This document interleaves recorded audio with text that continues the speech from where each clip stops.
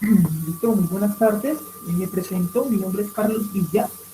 Carlos Armando Villa Aristizábal. Yo soy estudiante de la 10ª corte de la maestría en Ciencias Sociales de la Universidad de Caldas y pues ostento el título de licenciado en Ciencias Sociales. El día de hoy vengo a presentar mi propuesta de proyecto de investigación, el cual hemos decidido titular tras el diálogo interreligioso, el asunto del pluralismo religioso en la ciudad de Manizales en la actualidad. Mi trabajo está orientado por el doctor César Monero Baptista, quien es profesor titular actualmente de la Universidad de Cali. Eh, lo que están viendo entonces a continuación es pues, el esquema que hemos presentado para dar cuenta acerca de cuál es nuestra propuesta investigativa y sin más preámbulos pues vamos a entrar a ello. Entonces, eh, nuestra descripción del proyecto implica entonces pensar que nuestro proyecto de investigación tiene como intención acercarse a una perspectiva del plano religioso desde la sociología y antropología en la ciudad de Manizales. Básicamente a lo que a nosotros nos interesa es entender lo que sería el diálogo interreligioso o el pluralismo religioso en la ciudad de Manizales, pero en este caso pues, nos interesa verlo un poco desde la perspectiva de los individuos, es decir, las disposiciones que en este caso tienen los fieles a la hora de intentar un diálogo con religiones o creencias religiosas a las suyas. Para entrar en detalle entonces, nosotros queremos hablar entonces de por qué se justifica este proyecto y esa justificación la hemos decidido establecer en tres momentos diferentes. Ese primer momento, podríamos hablar del momento del ámbito social, en donde diversas investigaciones, tanto a nivel de Colombia como a nivel de Caldas y Manizales, nos muestran efectivamente la transformación del campo religioso en la ciudad de Manizales. Esa transformación que con los estudios, por ejemplo, del profesor César Moreno, nos muestran que a partir de los años 60 empezamos a ver una desmonopolización precisamente de los bienes simbólicos de salvación, en donde la Iglesia católica precisamente empieza a perder ese monopolio que ostentaba precisamente desde las épocas coloniales, pero en el caso de Colombia, en el caso, disculpen, de Manizales, desde el año de 1848. En esa disputa empiezan a llegar nuevos movimientos religiosos, que en este caso podríamos denominar evangélicos, que podríamos denominar pentecostales o de diferentes denominaciones, pero evidentemente cristianas. Ante precisamente esa desregulación o esa transformación del campo religioso, pues empezamos a encontrar nuevas dinámicas que tienen que ver precisamente con cómo poder comprender o cuál es el reto de comprender esa pluralidad religiosa en el campo de Manizales. Digamos que ese sería como uno de los primeros acercamientos. Y digamos que en esa lógica aparecen nuevos problemas sociales, como es el problema social de la intolerancia religiosa. Insistimos, en Colombia viene precisamente desde la llegada de la corona española a los territorios, pero digamos que en el caso específico de Manizales, ante el monopolio legítimo precisamente de los bienes de salvación de la Iglesia Católica desde 1848, pues siempre existió un rechazo hacia otro tipos de creencias. Digamos que ante este ámbito, en el año 2018, la ciudad de Manizales decide gestar su política pública de libertad religiosa y de cultos mediante el decreto 0219 de 2018. Digamos que esto es un paso significativo en términos en que se convierte en el primer municipio de Colombia en gestar una ley de esta naturaleza y digamos que a estas alturas, 2 años después, sería importante pues entrar a evaluar si sus pretensiones, que precisamente eran las pretensiones de la no discriminación, las pretensiones de la tolerancia, la no estigmatización de motivos religiosos,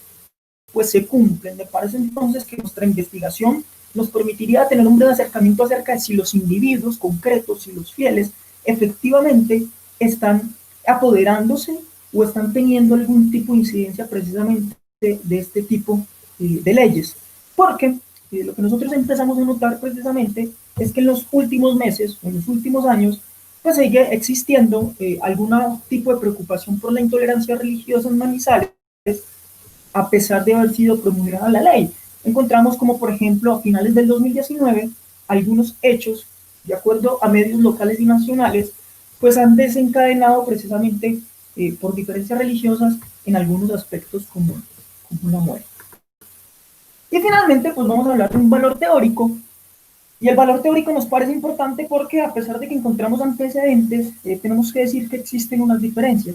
Primer elemento importante que hay que destacar son pocas las investigaciones que existen en el campo o en el ámbito de lo religioso que intenten comprender la ciudad de Manizales. Eh, digamos que a pesar de que existen algunos estudios muy serios, nuestro estudio pretende ser diferente por varias razones. Lo primero es que esos estudios que lo están enfocados precisamente a entender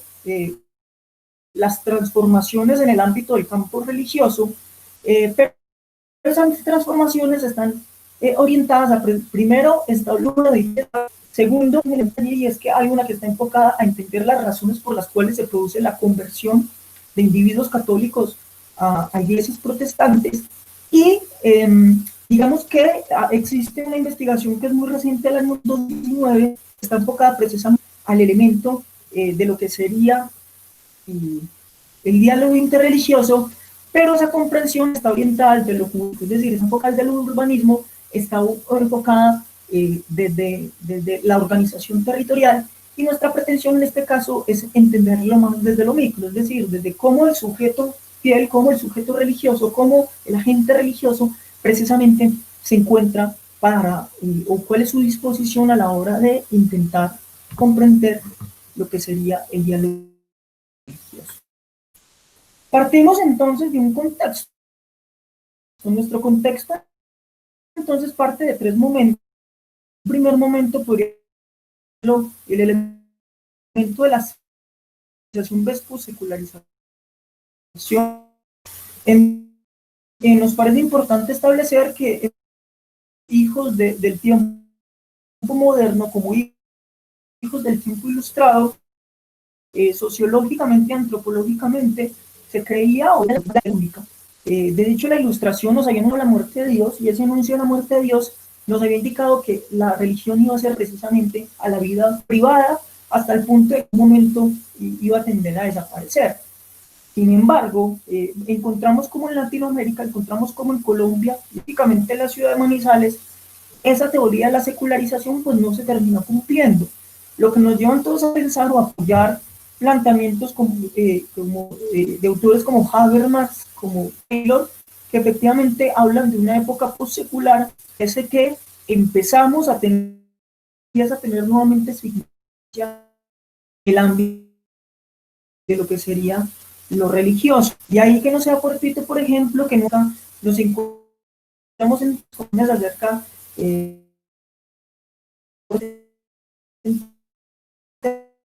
empezar a discutir cuestiones como la familia, que tenga como la religión, que entonces nos lleva sociológicamente a este aspecto, puesto que nos interesa comprenderlo. Pero además tendríamos que hablar entonces de cómo, ya lo habíamos advertido, la apertura de los bienes simbólicos de salvación a partir de los años 60 en Manizales, con la llegada de nuevos movimientos religiosos, más enfática después de la constitución del 1901, entonces la consistencia versus religiosos.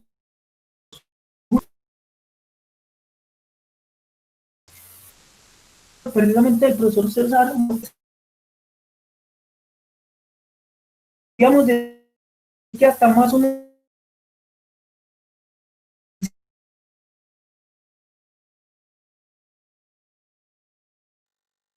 congregaciones religiosas diferentes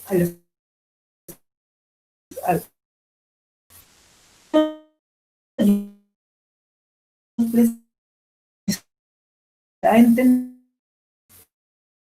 cómo se están gestando las relaciones entre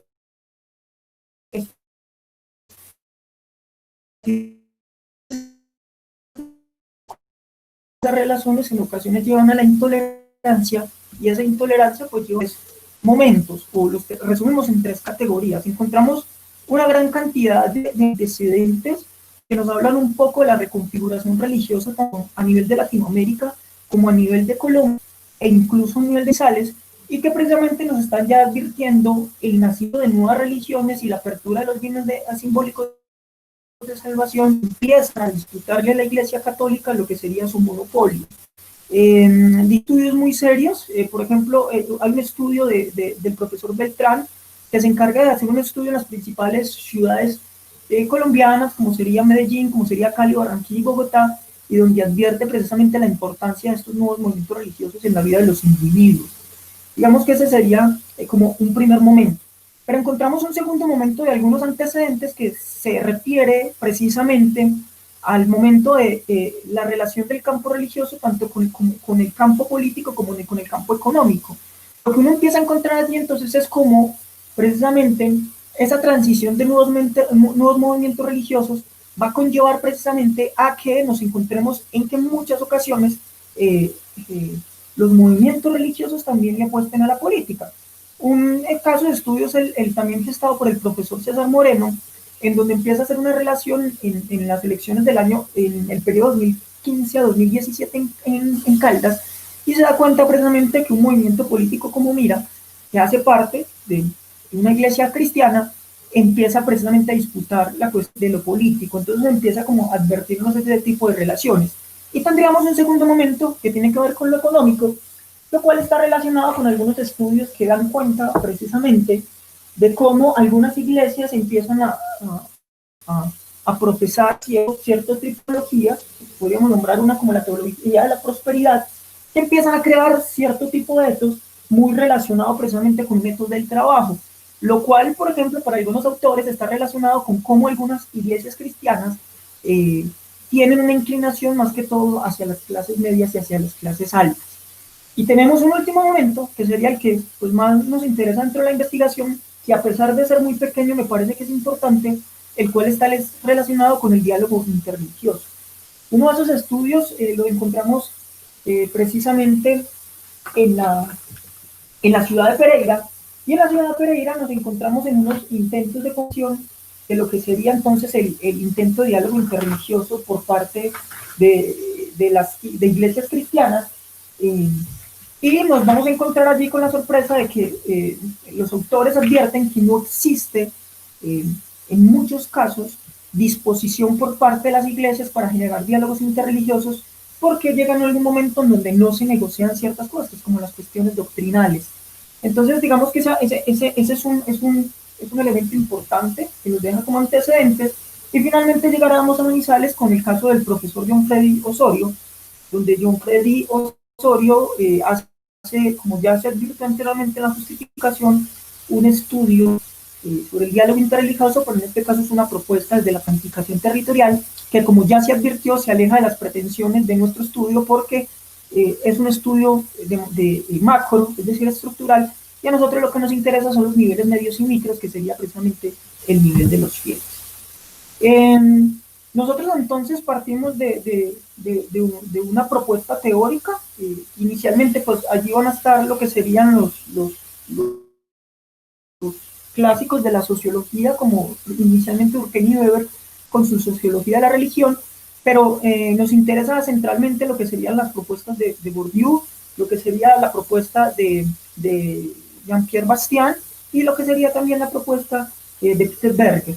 Nosotros entonces partimos de comprender entonces lo que sería el campo religioso, y este campo religioso, si seguimos precisamente los planteamientos teóricos de Weber, es un campo religioso, también como lo advierte Peter Berger, es un campo religioso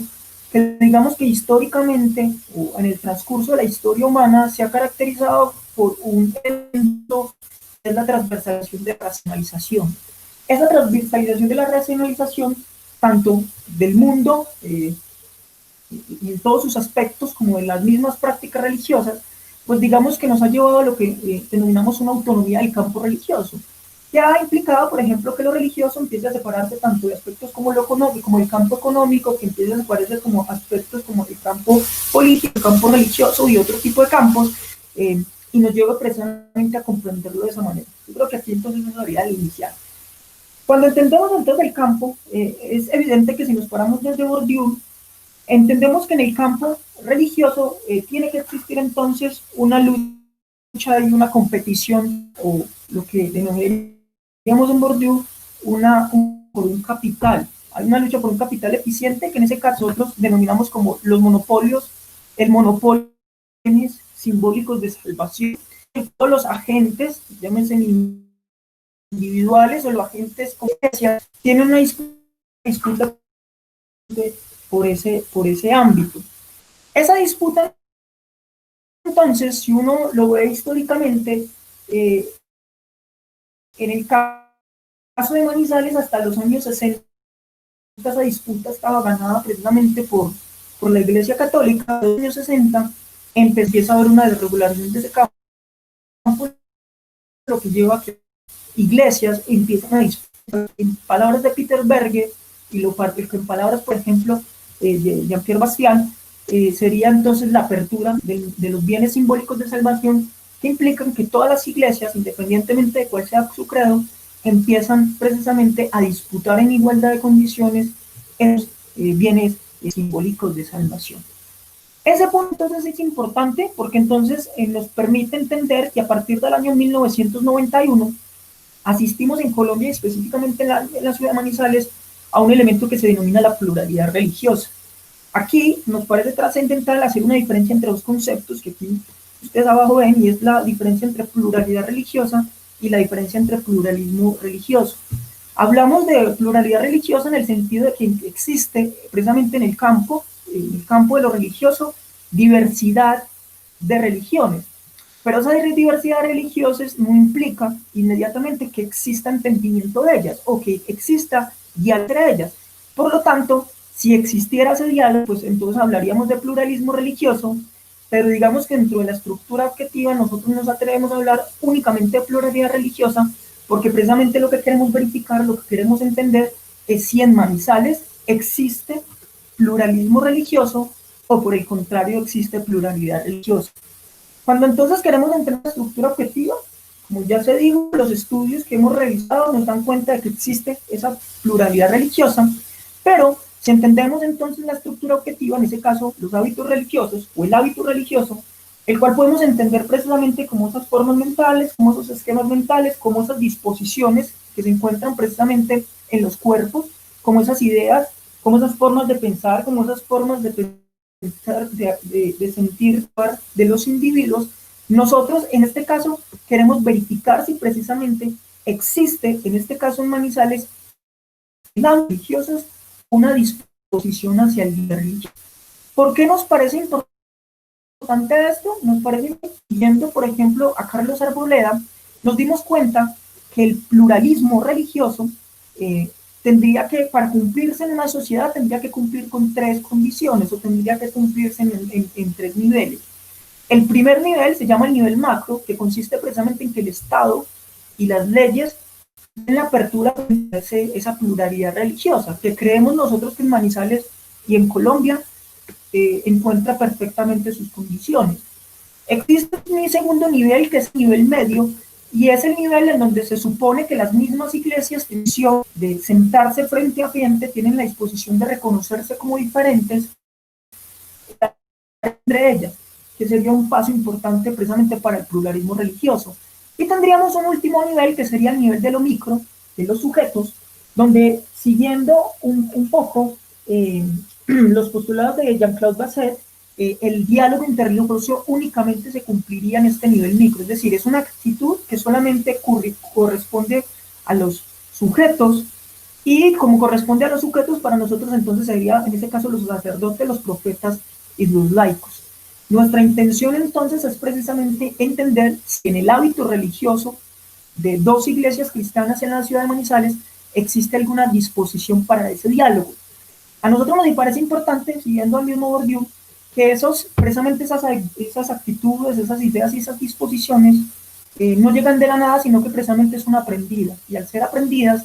pues nos interesaría entonces saber que existen unos ritos de institución y que existen unas acciones pedagógicas que llevan a que esos individuos las aprendan y que llevan a que esos individuos en muchos casos las refuercen. Y ahí entonces que nuestro interés sea por entender el religioso para mirar si efectivamente en la posteridad se puede lograr un pluralismo religioso en la ciudad de Manizales. De acuerdo a ese contexto que hemos descrito, entonces nuestra pregunta de investigación se centra en saber cuáles son las disposiciones para el diálogo interreligioso en creyentes de la Iglesia Católica. Eso está aún por definir, y una iglesia cristiana que todavía no hemos definido porque nos encontramos en estas conversaciones, y la influencia de las instituciones religiosas en la formación de dicha actitud en la ciudad de Manizales en la actualidad. Nuestro objetivo general es analizar las disposiciones para el diálogo interreligioso en creyentes de la Iglesia Católica y la Iglesia Cristiana y la influencia de las instituciones religiosas en la formación de dicha actitud en la ciudad de Manizales en la actualidad. Para ello nos planteamos entonces tres objetivos. En un primer instante nosotros pensamos que debemos caracterizar tanto los ámbitos contextuales que se refieren precisamente a las condiciones sociales y políticas culturales de esas iglesias, pero también nos interesa hablar de los aspectos teológicos y los aspectos doctrinales, puesto que nuestra intención no es el nivel jurídico ni el nivel macro, nos interesa los niveles. El micro, que se refiere precisamente a la iglesia, y el nivel micro.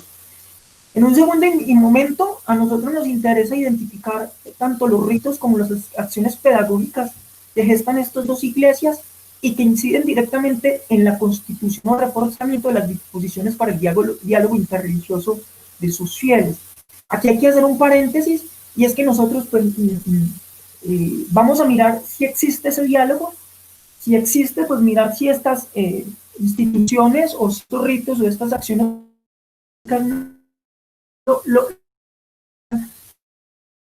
si no existe, si esas mismas ritos y esas acciones, pues, y por último, pues teniendo atención es de acercarnos a los fieles, tanto en las actitudes y prácticas, y examinar las actitudes y prácticas de los fieles, que den cuenta la disposición para el diálogo interreligioso. Nuestra rutológica, o lo que nosotros hemos propuesta, es mixta. Hablamos entonces de que hay una predominancia precisamente de la investigación cualitativa, y esos dos momentos los pretendemos dividir en lo siguiente. Digamos que tendríamos un primer momento, que es el momento cualitativo, donde tenemos un enfoque etnográfico, pero también de carácter histórico, porque pues también nos interesa rastrear históricamente cómo se comporta el campo religioso en Manizales, y digamos que los participantes allí inicialmente serían sacerdotes y pastores como los representantes o líderes de estas dos iglesias, y por supuesto pues entender los fieles. En nuestras revisiones de fuentes históricas nos interesaría mucho la observación, puesto que nos interesa ver en los ritos,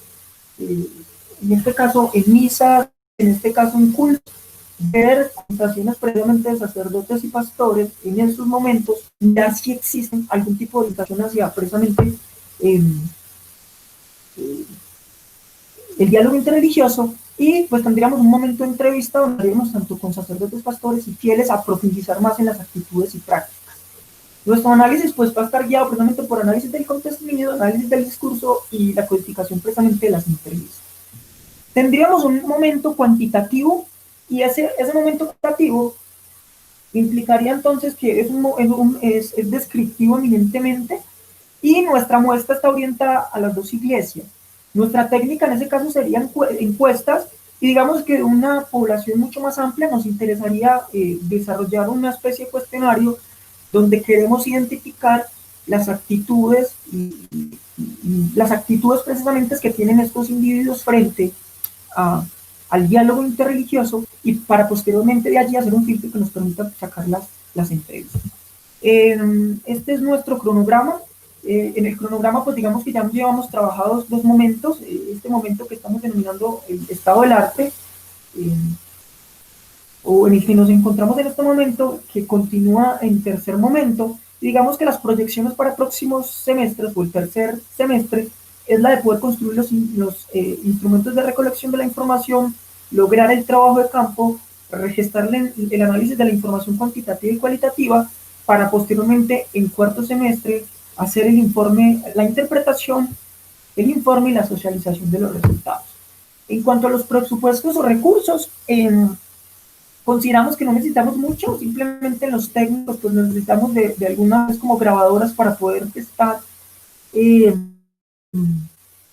lo que serían las entrevistas, y en el ámbito de lo bibliográfico pues se necesitan algunos libros que son imposibles de encontrar mediante datos, por lo cual se tendrá que acceder a ellos, algunos elementos para el transporte, y finalmente algo para impresos, que serían entrevistas y demás que se necesite. Ese propuesto oscila más o menos entre unos 500.000 pesos, y saldrá entonces del presupuesto del propio investigador. En síntesis, entonces, este es nuestro proyecto de investigación, nuestra propuesta investigativa. Vamos a haber sido lo suficientemente claros. Les agradezco por su atención y pues estoy atento a lo que serían sus recomendaciones y a lo que serían sus sugerencias. Muchas gracias por atenderme y espero se encuentren muy bien. Hasta luego.